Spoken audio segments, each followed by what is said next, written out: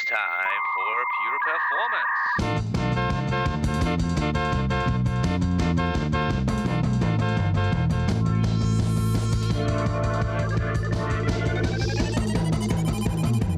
Get your stopwatches ready. It's time for Pure Performance with Andy Grabner and Brian Wilson.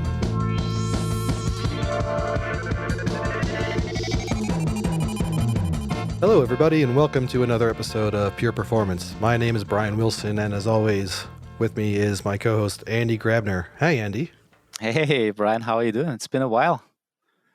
Well, yeah, a little while, but, it's definitely been a while for our audience. We had our last official podcast before Perform was with Abigail Wilson, no relation. And then we had all those Perform podcasts, and I want to thank everybody for, I know those are a lot more Dynatrace-centric, more about our user conference, but thank you for making it through those. If you're not interested in the Dynatrace stuff, we're back to regular programming now, and I know there were some issues with some of the uploads, so those should be fixed by now. But yeah, it was really busy at Perform, and got to see you there, which was always nice. Yeah, even though it was only for a short while. Yeah, it was only for a short because I've been running around and you guys did all the work, and I just felt like I didn't really contribute a whole lot. You contributed a ton, Andy. All those interviews you did with the PMs. Don't sell yourself short there. That was amazing, amazing work you get done for us. It was only a short while, but it felt like forever. They really run us ragged. But it was great to see all of our customers and vendors and everyone else over at Perform, and hopefully we'll be seeing everyone again next year. But we're back to our normal show, right? Mm-hmm. Exactly. And we have a very exciting guest today. I say that often, I know. Everyone's a very exciting guest. Anybody who's willing to come on the show is exciting for me. But to me, I've been following this person, checking out things they've been doing. I've enjoyed the no-code repository. So you want to go ahead and introduce our guest here, Andy, or anything else you want to contribute before we head in? No, I think you're right. I mean, it's amazing to have a guest like him on the show today. And the only thing I want to say, I want to read out his tagline on his Twitter profile, and it just says minimalist. That's all it says. And I actually want to hand over the token to Kelsey Hightower, who is there with us today. I'm not sure where he is today. He officially lives in Portland, Oregon, but I know he's traveling a lot. So Kelsey, where are you today? And can you please let us know what a minimalist is and why this is driving you? Yeah, so I actually live in Washington State now. Okay. And I work from home, so I'm at home now, so I'm not actually traveling today. But I do travel quite a bit for our customers and, some community work or engineering work at one of the Google offices. And a minimalist, I adopted the term because, it was the best way to describe some of the life changes I probably made maybe 15, 20 years ago, which is, living debt-free. All of my clothes fit in probably one bag. I own very little items, but I really appreciate the items that I do own. And I kind of keep this minimalist philosophy in terms of the things that I need versus the things that I want. And I keep that balance. And I guess the term minimalist fits the bill. That's awesome. It's funny when you talk about the clothes. I know you travel a lot, so that requires having enough clean clothes to travel with. But I was just thinking, since I started working from home, the amount of clothes I buy is very minimal. Not quite minimalist, but I wear the same jeans all week long, and if I wear pants at all. So yeah, I get it. I think that's really awesome. That's it's something I would love to do, but never really had the drive to do, right? Or the push to do. So it's great that you're pulling that off. So, Kelsey, you are, working for Google. For those people that kind of manage to escape who you actually are, I think if you are Googling your name or if you Google Kubernetes, then your name comes up all the time because you're doing a fantastic job in going out there and showing people, what the technology that in this case Google and Kubernetes brings to the table, how this can change our life and how we can use it, in the best ways to, I think, in the end, deliver better software value faster to our end users. So I need to get this out there because even though I think a lot of people know Kubernetes, but can you give me can you give me your view on where are we right now with Kubernetes? I know it's a hot topic, and it seems it's been widely adopted, and more people that we talk to have already started using Kubernetes also in production or are about to. But can you let us quickly know what's the state of Kubernetes and what does Kubernetes give you, but also maybe what does Kubernetes not give you? What else do you need on top of Kubernetes in order to become successful with deploying, high scaling performing applications, which is dear to the heart of our listeners?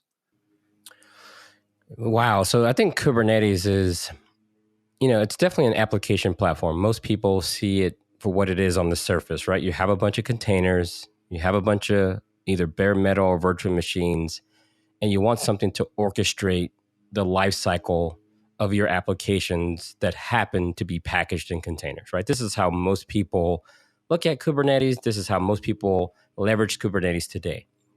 So, and this is just a continuation on the good work that Docker started, right? This idea that you would package your applications in a standard format. You could then share and distribute those using standard runtimes. And I think that's just kind of where most people are today. If you're an advanced user, though, you're probably progressed well past that. You're probably using Kubernetes to build your own automation tools.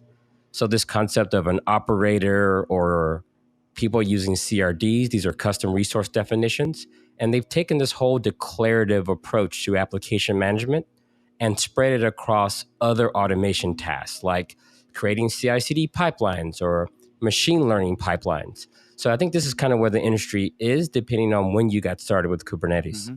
Now, I think you bring up a great point, and I just want to bring up one project that we are actively working on. As you said, Kubernetes is a great application platform. You deploy a container. Kubernetes takes care of, managing the health, spinning up the containers in case they're failing. I mean, that's all taken care of.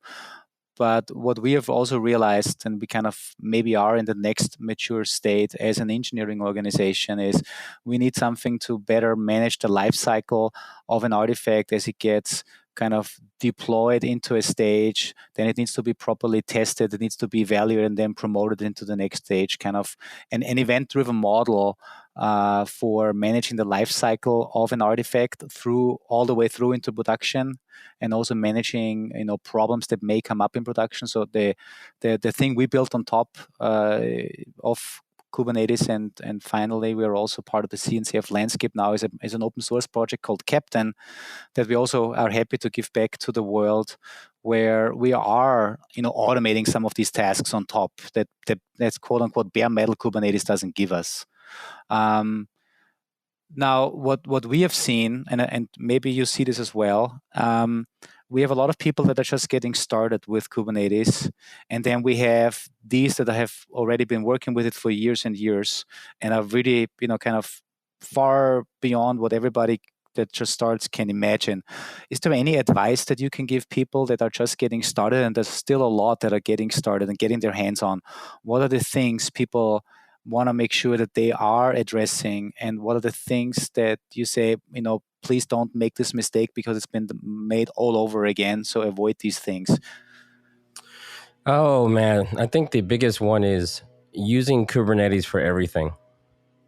Okay. All right. I think that's a thing where most people look at Kubernetes and say, wow, I can probably use Kubernetes to recreate every automation tool I've ever built in my life because it's the new hotness. There's declarative configs. You can extend it. And I think people are just getting a little carried away with that. It sits on top of infrastructure, right? So Kubernetes assumes you have infrastructure that you can use, right? So I think that's the best place to start in terms of putting Kubernetes as a layer to orchestrate the things below it. Some people want to recreate all the things below it, like build a cloud platform on top of Kubernetes itself. That's going to be very challenging if you don't have a lot of experience on how to do that. These are kind of separate concerns. Like IaaS, infrastructure as a service, the thing you get from a cloud provider, with the right extensions and add-ons you may get from tools like VMware. But Kubernetes doesn't really operate at that layer. It actually leverages that lower layer to do its bidding. So without that in place, Kubernetes is really, I don't know if it's going to be as effective. So I think the idea to keep in mind is Kubernetes has a purpose. It's definitely great at what it does. You can extend it to build other platforms, but just understand there's a big difference between building platforms and building your own platform as a service, if that's your thing, and using Kubernetes. So I think you just have to be fairly clear about your intentions. And Andy, this calls to mind a conversation we had a while back, and all the terms and the guests are eluding me right now, but it had to do Wardley maps, right? And there was this idea, and Kelsey, I was curious on your perspective on this. There was the idea. It sounds like what you're saying is people are, since Kubernetes is extensible, since you can kind of make it do a lot of things, the question is what you're proposing is, what should you be making it do and what shouldn't you be making it do?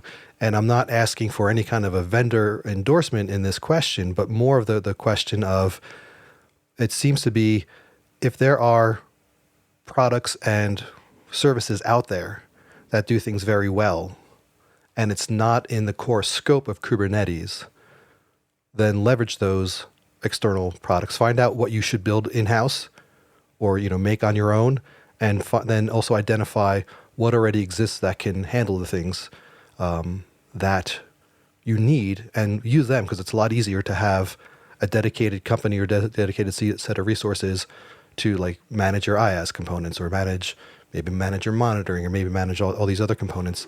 So where do you see this, that case that you're talking about falling into the go to a third party versus build your own? The way I like to think about this is, let's say Kubernetes didn't exist.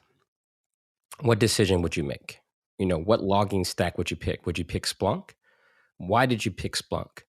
All of those decisions are probably still good decisions.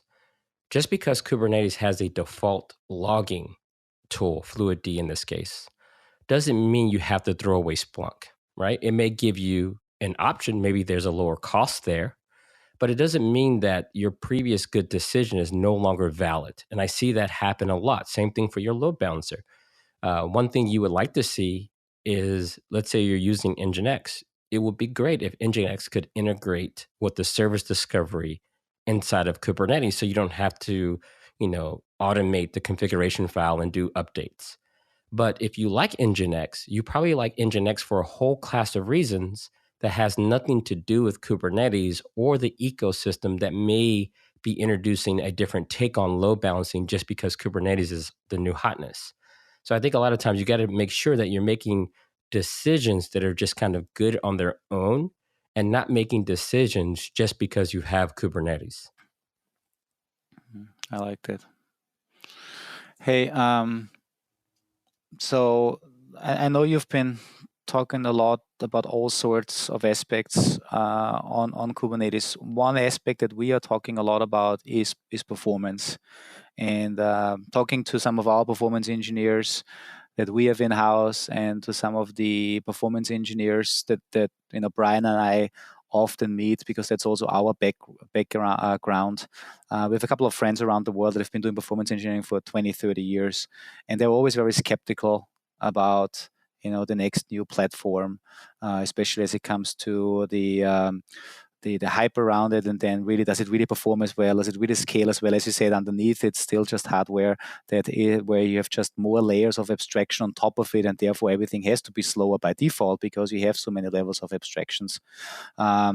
Can you talk a little bit about what you have seen from a performance and scalability perspective? What are things performance engineers especially have to consider when they are dealing with Kubernetes? Are there any new patterns we have to be aware of? Are there any new metrics that are interesting when it comes to monitoring the performance of the Kubernetes platform itself?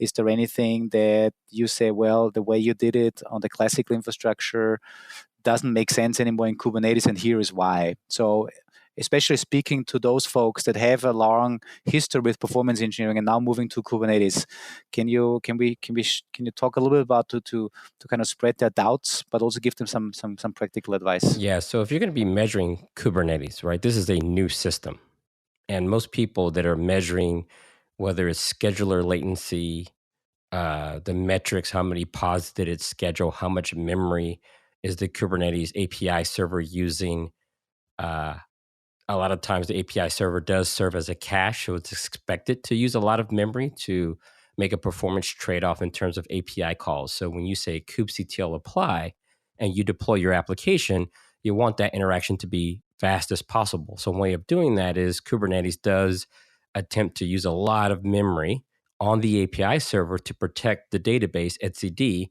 and that's a big performance trade-off, right? So some people will look at that and say, wow, this API server takes up way too much memory. But again, that's by design. So just like any new system, you really need to understand why it's designed the way it is, what trade-offs is it making for the sake of performance, before you can really start to measure and understanding what your measurements are telling you. So that's step one. So when measuring Kubernetes, it is a different system. There is a control plane, the scheduler, the API server, and all the things that make that control plane work. And there's a data plane. There's a couple of data planes if you want to think about it, like the kubelet, the thing that takes from the control plane what to run. That thing lives on the node and it has its own set of metrics that you may care about. So that's Kubernetes itself. The biggest gotcha I see from people who have experience really thinking about performance of the application. The defaults are the things where I think a lot of people who have been doing this for a very long time tend to forget the defaults that are on a virtual machine, right? So if you take a VM or bare metal server, you're probably running usually as root, even though people won't admit it. You're usually running this root. You have access to all the memory, all the CPUs. You have no isolation.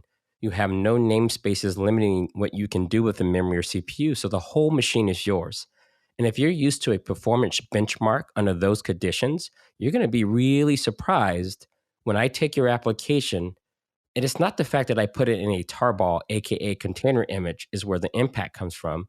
It comes from the fact that you're going to be running under a container runtime that by default will try to isolate that process and also limit how that process gets to interact with the number of CPUs available. So one concrete example would be like a Java application, right? You're running on the JVM.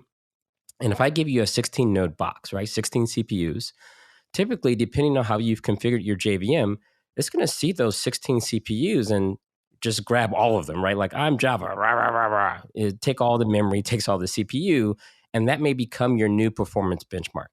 Now, let's say you have Kubernetes and you take the same application and you do something like, you may limit the CPUs to 2 because you copied and pasted from Stack Overflow. You're not quite sure what you're doing in that pod specification when you deploy the app. The problem, though, is even though you told Kubernetes to only run you on a machine that has 2 CPU free, and you may even set some limit, like no more than 4 CPUs of utilization. That sounds about right. And then you run on the machine, and the JVM is still going to see 16 CPUs. And it actually will not necessarily take a cue from your configuration. So the scheduler and the kubelet and the container runtime will limit you, but the JVM will still run as if it was still on the VM, and that will manifest itself in thread contention, all kind of things that will look like the app is now running quote unquote slow. Mm-hmm. So then, is this problem not solved by any of the JVM vendors, so that JVMs understand in which runtime environment they really run and therefore automatically adjust the defaults? And is something like this available or not available? I'm going to say maybe, but like all JVM problems, there's probably like 200 additional switches that you can do, right? So there's already like 10,000 switches. And most people I know don't really know which ones do what. So most people tend to run with like a default configuration. I think your audience is going to be a little bit different. They're probably used to really tuning the GC or, tuning various aspects of the JVM. But again, even with that knowledge, you still may not know the relationship to your current configuration and the limitations being imposed by the container runtime. So I think those are the things that you're just going to observe that, the kernel is throttling the threads that you're operating on. You would have to understand what Docker is doing to you. So I haven't seen any JVMs that just auto detect the fact that they're running inside of a container runtime. There's environment variables that you can pass to the JVM, right? So if you can take your configuration and you can say, hey, this thing only has this many CPUs, I want to limit my thread pool based on that number. So you mentioned a lot of this comes from, you're running kube as root and all this. Is there something during the initial setup that you would do differently to be able to contain this, or does it all come into not just copying and pasting from Stack Overflow, but understanding all of the settings that you're going to put into your containers and everything to limit this? How does one control this besides that environmental variable for the threads, or limit it to 2 CPUs specifically? So there's two things at play here. One, most people are coming from a world where they just had full ownership of the machine without isolation, running possibly as root. It's probably less about running as root as it is about having access to the entire machine, right? So that's the baseline most people are tracking, right? I had the whole machine to myself, very few agents or daemons running except for the ones that I put there, and that becomes your new baseline, especially if you've been running like that for years. Then you move into Kubernetes world. So whether you're running as root or not, there are ways to mitigate the ID that this thing runs in. But the biggest challenge, I think, is communicating between the runtime configuration, using network namespaces and C groups for the first time that may introduce some overhead that your runtime isn't used to in case of the JVM. And the way you communicate that to the JVM is using what we call the downward API. So in Kubernetes at runtime, you can actually gather some information about some of these limitations that you're putting in place and use that to actually configure the JVM, as your process is being launched, right? So either do it as part of your wrapper script where you're about to launch the app and you want to set your JVM switches up ahead of time. But that's the problem there. The biggest challenge is communicating the limitations, because what the JVM will see will be largely different from what the constraints that are put around it. So, I mean, if I think back the way we started our talk and we said you are a minimalist, isn't that the best advice if you actually tell folks that used to run their JVMs on a I own the world kind of environment to, hey, you may want to start thinking about what's the minimum environment that your application what's the minimum environment that your application needs in order to still run as expected from a performance perspective, right? I think that's a general great advice then, stay minimum, and that means you can then really truly also leverage the scalability options that Kubernetes gives you by then spinning up maybe more pods in order to scale, obviously assuming your architecture allows for that. But would that be a good kind of advice? Stay minimalistic? Yeah, I think even before Kubernetes, I think this idea of need versus Yeah. want. So if you look at most people, if we continue with the JVM, if you look at your class path, do you really need all of those jars in there? And I think a lot of times, sometimes those jars increase the startup time, they use more memory. So if you can clean the class path out and just leave what you need, you're probably going to have a much better time in terms of, compute utilization and requirements, and also understanding what flags do you need. I've seen a lot of people who have like 30 flags set. I'm like, why are these flags being set? Yeah. It's like, I don't know, man. It worked at some point, so we don't change it. And when you go into a new platform, not understanding what flags are critical and what they do, you never can really get to the point of having only the flags you need to tune the behavior that you want. And going back to the idea of the jars running, sorry for picking your brain on this so much, but curious from like a point of view, like a developer might know which ones they're using, which ones they're not. But let's say you're talking to someone from a performance engineering team or SRE team. Is there a way with any tools or anything else that they can detect which ones are utilized and which ones aren't, so that they can make a recommendation to say, hey, we noticed these ones aren't being leveraged. Maybe you should consider removing them? You know what? I haven't worked with the JVM like extensively for a long time, but I'll tell you what I used to do, just to be very transparent. From my experience, no one knows what they actually need, because if I ask a lot of developers, what are your dependencies? And most of them will say, I don't know. Like, I need Red Hat version X. I need JVM version X. And then ideally, everything in the class path is what I need because it is working. If you remove something, it may stop working. So don't remove anything. That's usually the status quo that I've seen. Now, if you're lucky, one thing I used to do is just look at the startup process. Like, it's tedious as hell, but you have to be careful because you may have library paths that are only exercised in very unique scenarios. So you don't want to go remove something because you haven't seen it be used in a long time. For example, if you have a Postgres jar, you may say, oh, this app doesn't call Postgres. Well, it may under a reporting condition that runs only once per month. So you kind of need to have a negotiation. So what I like to do is sit side by side with the team, figure out what parts of this is being used, and then what is it being used for? Why is this Postgres jar here at all if we're using Oracle? And someone will say, oh, we'll use it for reporting. So, okay, it gets to stay.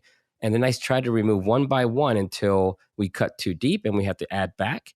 But to me, it was just more of a trial and error sitting next to the experts. And it just takes time to get to a point where you have that discipline knowing what needs to be there. Hey, Kelsey, got another question for you. So one of the things that we get asked a lot about. So yes, we understand we're going towards containers. We're using Kubernetes. Shall we treat our pre-prod environment and our production environment in a way that we have different Kubernetes clusters, or shall we use the isolation that namespaces give us to isolate the stages, pre-prod and prod? Or shall we even go the next level and say, well, there should only be prod. We don't need any pre-prod anymore, because if we're doing it right, we just deploy into prod. And if we have a new version, we just do canary deployments, or we use feature flags. So I know this is a long stretch question, but the question is, what are, if you talk with an organization that is trying to figure out how does this work for them? Do they need multiple Kubernetes clusters for the different environments, or is namespace isolation enough? Or shall we go all in and say we only do production and then use these new deployment options that we have? What is your experience? Where does it work? Where does it not work? Because I'm sure it depends also on the application and the maturity level of the organization. Yeah, okay. Yes. Yeah, all of those things. This has been a question for years, like 20. Should you have one VMware cluster for everything? Should you have one Amazon account or one GCP account for everything? All this starts to break down really quickly when you start to think about security, software upgrades, mistakes, blast radius. There's so many things around maturity that have nothing to do with the happy state of you getting everything right all the time. So I think as humans and human nature, mistakes are going to happen. That's okay.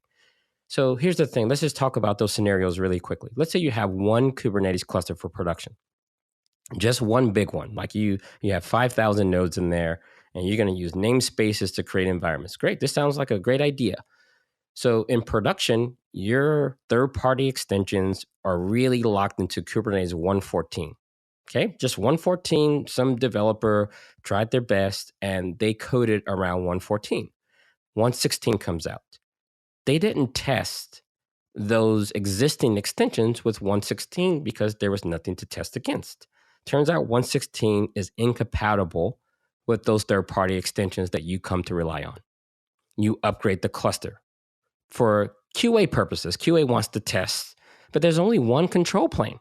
Even though you have multiple namespaces, there's only one control plane. You upgrade to 1.16. QA is fine. Production is down. The first thing you're going to do is say, maybe we should have more than one Kubernetes cluster. Now, if you feel that more than one could be in production, so you have cluster A and cluster B, and now you have 2,500 nodes in one, 2,500 nodes in the other, and now you have a much easier way of rolling out a Kubernetes control plane upgrade. You can upgrade one cluster, and if a percentage of your applications fall over, then you know not to touch the other cluster where production traffic is still serving. So I think that's going to be your biggest decision factor, is how much of a blast radius do you want? The other thing that I see is maybe you're doing this performance testing and you really need to blast this cluster. Okay, if you only have one cluster where all of your stuff is being shared, either you're going to over provision that cluster to accommodate for big performance tests, or what we see a lot in the cloud, especially when you have more tools to manage a cluster, there's almost no reason to put all your eggs in one basket. So let's say your steady state in production is 2,000 nodes. If I want to do a performance test, I can just create another 2,000 node cluster, run my performance test, and delete the entire cluster instead of trying to maintain a maybe 3,000 node cluster that auto scales up and down, playing musical chairs. So I think there's just so many more options that you really don't need to think about one big cluster. Now, this is slightly different if you're like on premise where you don't necessarily have the ability to do elastic compute where you can scale up and down easily. So you may get forced into over provisioning, which we see a lot when it comes to on premise. But even in that scenario, you can add and remove nodes to an existing cluster. So your automation is going to be different. But I strongly recommend people, just for the sake of Kubernetes upgrades and thinking about your third-party extensions and dependencies that may not be so, may not have the ability to have QA, dev, performance, and production control plane be at the same version during all the test phases. And now this is fascinating. Thank you so much. So just to be clear, when we talk about these third-party extensions, we're primarily talking about operators that you have running in your Kubernetes cluster that you may have written yourself or that you brought in from somebody else. So what other extensions are there for those people that are not that familiar with Kubernetes that we need to take care of? So I'll tell you one that I saw break in production for real production people, and I had to help troubleshoot. So think about the network policy extension. Very great company, Calico, and they have a really nice extension that really implements Kubernetes network security policies well. And the way that works is there's an agent that runs on every node, and you can put in Kubernetes network policies. So this works like a traditional firewall. It leverages IP tables. And what it does is it watches the Kubernetes API. And as it gets configurations about how to configure that firewall, it then goes and updates IP tables. Okay. So a new version of Kubernetes comes out. And to be fair, there was no way for them to test future compatibility. So let's say there's a small bug in either A, Kubernetes control plane. So the way it does its configuration or the way it sends its changes may have a bug, or maybe it just changes. Or there's a bug in the controller itself that's watching Kubernetes. That actually changed, and all of the firewall rules closed and they failed open, or they failed close. That means all traffic in the entire cluster just stopped, period. At that point, you are now hard down completely. But you could have tested this if you had a separate cluster. You could have upgraded the Kubernetes version, saw everything stop, and said, all right, we're not moving this to the other cluster until we resolve it. This stuff is all very advanced Kubernetes, right? A lot of times people start by we're going to spin it up, we're going to start running some things, and probably until they hit their first hiccups, they're not thinking about these things. For people who want to try to get ahead of this, besides, DMing you and trying to take your time, which I know is not reasonable, don't do that. Don't do that, exactly. But what resources are out there to support people understanding, besides going to like KubeCon, besides listening to watching some of, your presentations and other presentations, is there any sort of organized or semi-organized best practices or maybe things to consider, stuff going on out there at this point? Or is it all kind of trial and error and looking up scenarios and doing a bunch of searches and trying to figure out how to do this? Yeah, I think that's true of all tech, right? There's no substitute for experience. With that said, though, the nice thing is there is a official certification for a lot of people that are, trying to become Kubernetes administrators, so they can at least learn some of this baseline knowledge about what these components are and how they fit together. KubeCon, there are just so many talks over the years that cover everything from security to performance tuning and horror stories like the ones I just mentioned in production from real companies. So I encourage people to learn from others, right? So watch a couple of those talks, watch a couple of those videos, and then give yourself some headroom. Having more than one cluster will give you the time to make those mistakes, but then limit the impact of those mistakes. And I think that's all we're trying to do, is have this delicate balance in tech where we're all kind of learning as we go, especially when there's new tools like this. We can leverage the people who've already gone through this, listen to them talk, read those blog posts as inputs for our own education, and then leaving ourselves headroom in case we get it wrong. And I imagine a lot of people might think, or maybe you tell me if you come across this, I would imagine some people, or at least organizations, might think, well, if I'm using, GKE or EKS or anything else like that, I don't have to worry about this stuff so much. But I would, imagine that the proper advice is no, you still have to worry about it, because they're just providing the the framework there or the basically the hardware for you. You still need to know what you're doing on a very deep level as a don't rely on the cloud vendors to take care of all this for you, because they won't. They're just going to give you what you ask for. Yeah, I remember my first encounter with like true automation, right? I've always wrote scripts and things like that, but I remember getting configuration management for the first time with like Puppet. And I was like, look, I can update all 1,000 servers in like 2 or 3 minutes. Let me show you. Bam. All the servers are updated. And it's like, oh, so we don't even have to worry about deployments anymore. I'm like, oh, no, that's a thing of the past. Now, the problem with that is when you have a wrong configuration or the wrong version of the app, you will totally roll out the wrong version of the app in minutes and not days, which is really, really bad. So when it comes to Kubernetes, even if you have a fully managed Kubernetes cluster, it still doesn't save you from the issue we talked about earlier, which is an upgrade of a version of Kubernetes that your extensions can't handle. It's just going to happen faster. So when you click on that auto upgrade button, it's just that at some random point in time, you may be a victim of an auto upgrade. So you still need to be cautious. And I think the same discipline applies even when the cluster is fully managed. Hey, Kelsey, I think earlier you mentioned that one of the big beneficiaries, the group of beneficiaries of Kubernetes are the application developers, and at least that's the way I remember you saying it. And that's obviously true because it's easy to deploy your containers, and then thanks to service meshes like Istio, you can easily deploy it side by side with the previous version, and then you just do things like a canary deployment. Um, have you seen what with the people that you've worked in the past, any kind of let's say automation evolving around this?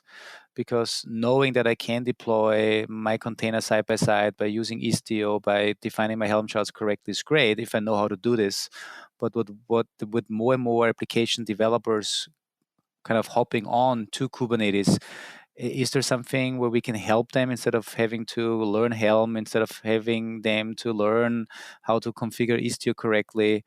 Are there things available, especially for application developers, that allow them to deploy easier with kind of like a self-service experience? I would almost say, to really truly leverage the power that Kubernetes gives them, but obviously something is needed on top.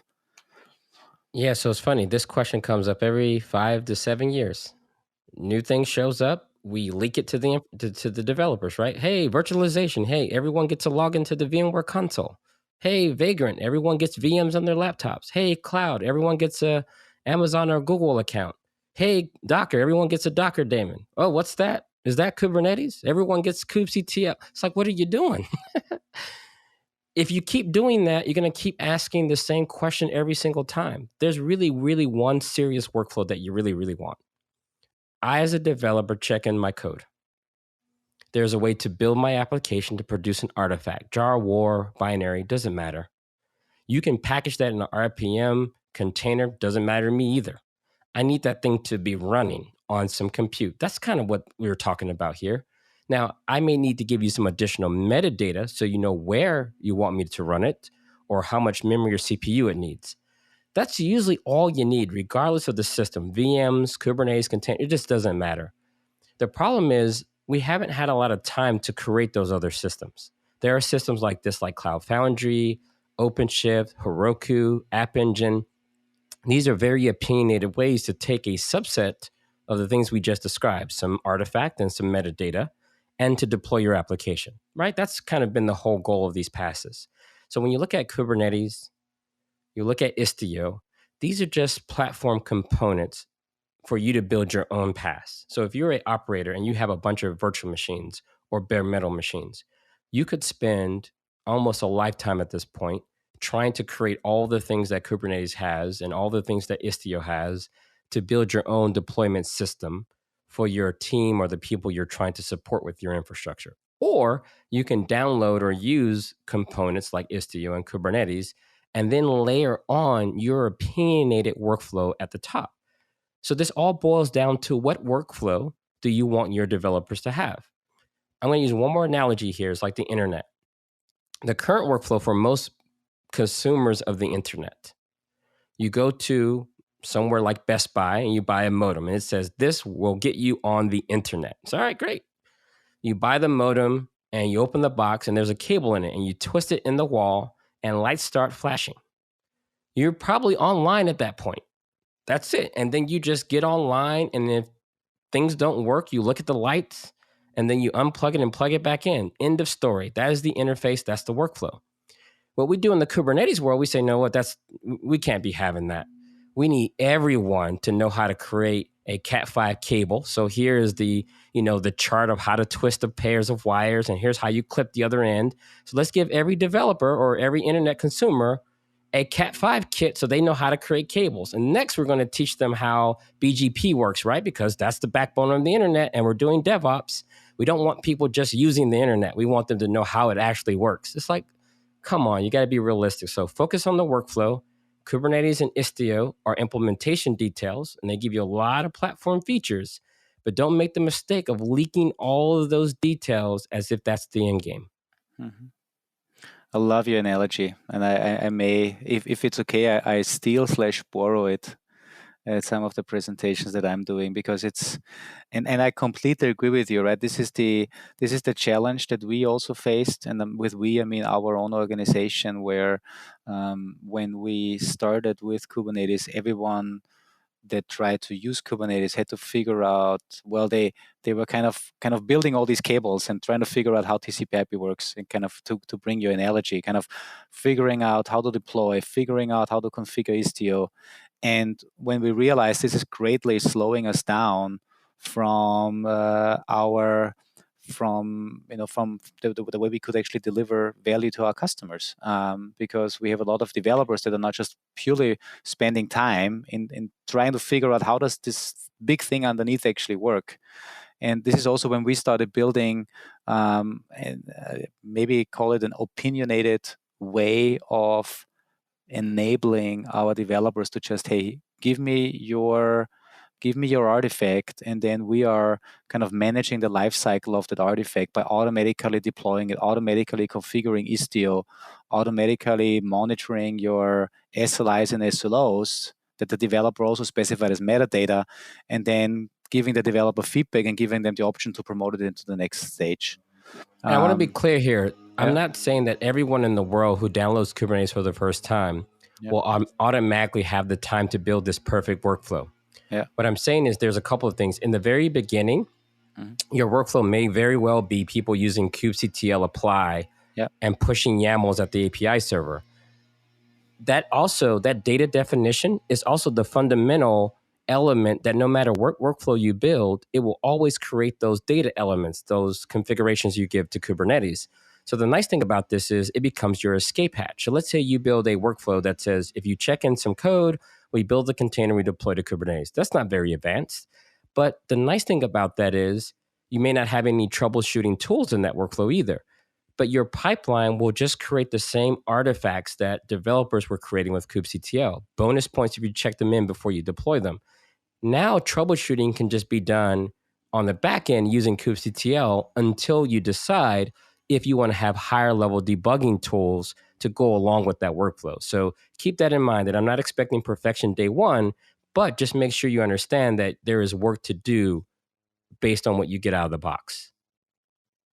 And I think that also ties into the concepts of what we see even in our own organization, where operations becomes more of not the moving from the old-fashioned operations type of team to the pipeline and requirements team to say to the developers, here, check in your code with these additional artifacts, but it's a subset of the artifacts that they need to know about, right? They don't need to know every single component, but if the operations team can outline and define what is required along with a code check-in, then the rest of the pipeline will pick everything else up based on the conformity to what's out there and push it. And the developers don't have to think about all the rest of that. Because again, you don't want developers to have to understand all the underlying components. You want them to write code, and you want them to write code that works. So the more you can abstract away from them and put that into the hands of, maybe it's your operations team, maybe it's another team, but someone else defines all that, and someone gives them a gated amount of additional components they check in, it becomes a lot more manageable. Well, probably we could talk about performance, and I also really like the way you kind of explained it.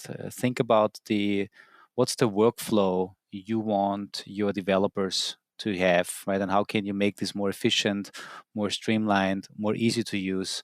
How can we offer things like this as a self-service? But on the other end, and Kelsey, probably you agree with me, whether this is Kubernetes or whether this used to be in the past a system where you were deploying to a big Java application server, in the end, we should have always thought about that way. How can we make the lives of developers so easy that they can really focus on delivering code that then gets automatically deployed in the right way without having to think about all the plumbing underneath? But I guess that's just new. Exactly. Happy paths with Yeah. escape hatches. Yeah, exactly. I like that. Let's jump over to the topic that Brian just brought up, right? So security is a big topic of yours, and I think you are also. If I look at some of the meetups you've done in the recent weeks, so I think you're scheduled for some of those. If I look at your Twitter feed and also the podcasts you've done, then security is a big topic in the Kubernetes space. Can you tell us a little bit more, particularly what are the big topics that the people need to be aware of and things that people have to think of? Yeah, so right now, I mean, it's just been amazing. Like the last 5 or 6 years, the number of platforms we have, whether it's Lambda, Cloud Run, Heroku, Cloud Foundry, raw Kubernetes, or just Docker, all of those are now getting us to the point where we can put our software wherever we want it when we want it. This is a great place to be in. Now, the security question comes in, how do you lock down those platforms? There's tons of discussions around how do you secure those platforms to only run the things that you want to run. Now we're turning our attention to what are we running? So if you build, let's say, a Go application, and you may have some OS dependencies, something like FFmpeg or something like that, that will come from your operating system. Typically, if you're using something like Red Hat, they'll sign some packages, track the CVEs. You can run yum update and maybe rebuild your container or rebuild or update the server that the app is running on and do dynamic linking. Okay, we kind of have a handle somewhat on that. But where there's a blind spot in the industry is our third-party dependencies that happen to be software related. So let's say someone creates a Go package or a Go module that you just import to do some basic functionality. Who is tracking the CVE of that little code snippet that you're getting from somewhere like GitHub? It's not an OS package. It may not have the same scrutiny or visibility that things like FFmpeg have. So now you have this blind spot. So when we package up our applications, let's say in containers, we have to worry about the OS level dependencies. And we also have to worry about the third party dependencies that get compiled in our binary. So this end to end, software pipeline or governance or chain of trust, how do we establish that chain of trust? And when it's broken, meaning there's a vulnerability in one of those third party dependencies, how do we identify who has it? And how do we redeploy when that takes place? So how do we do this? I mean, how do we? No one knows because where it seems that obviously depending on where you are in the delivery pipeline, when you're, I mean, there's obviously ways where you can probably include code scanners and to figure out, do you just copy pasted something that potentially is vulnerable, right? And then as you're then linking to other libraries, is this? I mean, there's, as you said, but maybe nobody knows yet where it all fits in, but there's probably multiple phases in the end-to-end delivery pipeline where you need to think of security and how to make sure you're not including or introducing existing vulnerabilities, or you need to take care of logging on what you include so that later on, in case there is a new vulnerability, you know that you have this vulnerability currently deployed. Yeah, I think people are trying to take an approach that you see in the auto industry, right? If you build a car, the car has a VIN number, has a make and a model, has a color. And typically you can trace back a lot of the components like the alternator, the engine, even the airbag to that VIN number. So you have a bill of goods and you can think of the VIN number as the signature for the car. It's probably not a perfect analogy, but now you have a way to trace back. So when there's a recall on a car, you can use the DMV registration to identify everyone who has that car and almost pinpoint the problem down to one manufacturer and say, hey, return your car and we will fix this component. We don't have that for software. So in the software world, you don't really know who's importing your library. You don't know what version or what checksum of that library that they have. So one way we're trying to solve this is by starting at the very start. You checking your code. Ideally, people are signing their commits so we can trace back where these things were introduced by the various authors. People like me, we check in our dependencies. So even though we have a third-party dependency, I like to check in that dependency so I can have it with me to prevent someone from replacing a 1.0 and me just re-downloading it in my next build. So I like to kind of check in the things that I'm using and then rely on the checksum, not just the version, to really tell me what I have. You can analyze that code. There's static analysis that you can use. There's linters, and there's also reputation. Do I trust this person? Therefore, I may have a head start on trusting this code. And then we have to trust the build system, right? So we're not going to talk about recreating the universe from scratch. We're just going to zoom forward to the point where I trust my build system and the hardware that it runs on. I trust my compiler. And once you have all those things, we want to sign the results and then carry around that signature as kind of proof that we know where this thing came from. I'm not saying it's going to prevent problems, but it's going to let us identify when problems do crop up, and we can trace it all the way back to how that software got introduced. I like the term signature, by the way, because it reminds me of a term that we've been using, which is a performance signature. So we look at different performance characteristics of a system, and then this kind of makes up the signature. And then if that signature changes, let's say from build to build, from configuration change to configuration change, or from workload to workload, then it's a way for us to detect that something is wrong, and then we can typically also pinpoint it to the area of where that signature changes. So I like the term. So feel free to keep using it. And what you just described is a very much a missing component to this software delivery pipeline. Lots of people are thinking about this from the QA standpoint. So a QA team runs some quality assurance test, and they may sign it with their key. We used to do this with RPMs back in the day. And that means QA has approved to this to go to the next environment. We see this with security scanning tools that will look for vulnerabilities, and they may also attach an additional signature saying, hey, I assert that this is free of any vulnerabilities that I know about. So it would attach a signature. But you're right. For people in the performance community, there could develop like a set of performance baselines and attach yet another signature to say, this piece of software also conforms to our benchmark targets for what it means to be performance software. Yeah, that's awesome. Hey, Kelsey, I know we've been taking up a lot of your time already, and it's really amazing that knowing, or at least seeing, based on social media, what you're doing. It's great that you could really take out that amount of time off your busy schedule.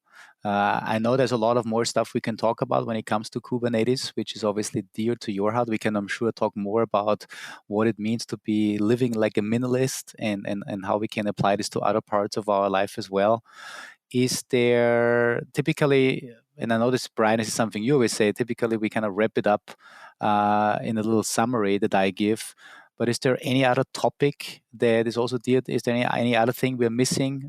Maybe something we can also cover in a later episode. I mean, we talked about performance. We talked about people that get started. The whole myth of should we build a big Kubernetes container or just smaller ones for the upgrades? We talked about security. Is there any other area and topic that we must not forget about?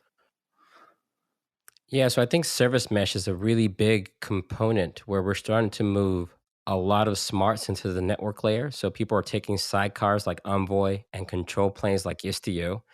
And one, I think, big topic of performance is if we start to move things like TLS mutual off to be mandatory. So imagine a set of microservices, thousands of them. You're going to introduce a real overhead in terms of performance to encrypt all traffic locally. And that trade-off between security and performance is a big one because costs also go up. I think there needs to be more explanation or exploration there around that trade-off between security and performance, because if the system is so slow that it's unusable, then people will by default more than likely turn off that security. So I think if we get more professionals who are looking at this from a performance standpoint, not only identifying the performance bottleneck, but also helping people solve it. Maybe there's kernel tunables we could use. There are different techniques we can do in these proxies to speed things up quite a bit without turning them off. I think this is really a big area because I think right now, most people are just taking the other trade-off, which is turn off the security bits because they can't afford the performance overhead. But isn't that also an argument for, and I know there's a lot of people that say, well, first of all, microservices don't solve every problem, but then you exactly get then the arguments from people, well, you wouldn't have this problem if you're smarter with architecturing your software and putting things together that belong together without kind of breaking every little component, every little function out in its own service. And then you have to deal with the overhead of, first of all, transportation, communication, and security. Well, so the thing is, microservices very rarely have I seen solve a performance problem. They solve organizational problem, right? You may have a large organization that needs to work together without tripping over each other's toes. I can see from a big organization structure. But to believe that we can go from in-memory communication to over the network and somehow solve a performance problem, that one's hard to swallow because I've never seen it, right? I think there are techniques you can do with caching to close the gap, but it's very hard to get back to data locality. I think the reason why that one's a little bit more up in the air is because you don't have to adopt microservices. You can choose an architectural pattern that works for you. You can mitigate different designs, but security is one where you can almost not really make the same trade-off. You need security at all levels. How much you need is really being impacted by, because I think a lot of times, a lot of security tools don't think about performance. They think about security as the end all be all. But the thing is, if it's too slow, it gets turned off. And I think that one is where I think we need more attention. I think microservices have been explored extensively. It's kind of philosophical at this point. But the security one really needs people to really look at it, because if you make the wrong trade-off here, it doesn't matter if you have a monolith of microservices. It's just insecure. Do we have, from a performance perspective, do these service meshes that handle the secure communication at least, are there benchmarks? Are there metrics that actually tell us how much overhead is involved in securing the communication, in encrypting, decrypting? Are you aware of the? Yeah, there's people who are measuring that kind of thing. I don't know if we have a great baseline of acceptable performance yet. I mean, I think there's some things that have been published about the cost, but I don't know if we understand what's acceptable. Meaning, if you hit this threshold, we should live with that. So I think there's room for that to be a little bit more awareness in that I think area. it's like there's in the performance space, we often talk about a performance budget. So that means how much what's your performance end goal, and it means how much time can you spend on each individual layer of your stack in order to fulfill that budget, in order to end up with, let's say, a certain response time, a certain throughput. I would just assume that security, the overhead of security, the quote unquote performance overhead of security, would just have to be factored into that performance budget. That means where along the end-to-end transaction can you trade off how much time can you leverage or use for security related purposes in order to not impact your performance goals in the end. Right? One would hope. Exactly. Right. Well, we thank you very much for taking some time with us today, and look forward to everything else that's going to be coming out with you in the future. People can follow you at Twitter at, what is it again? Yeah, my Twitter handle is just Kelsey Hightower. I pretty much keep my DMs open, so if you have a question, I was going to say a good question, but I think all questions can be good questions. So you can feel free to DM me there, and I'll be on Twitter trying to interact and share as I learn. And I can confirm that, because Kelsey, thank you so much for responding to my DM. So you really are a man of your word. So thank you so much for that, and thank you for being inspiring to so many people, especially with your demos that you do on stage, and with all the content that you put out there. It's really phenomenal. Keep up inspiring more people, and let's make sure let's make the world a better place. Let's end it with this. Right. Awesome. Thank you. Thanks for having me, and thanks for the kind words.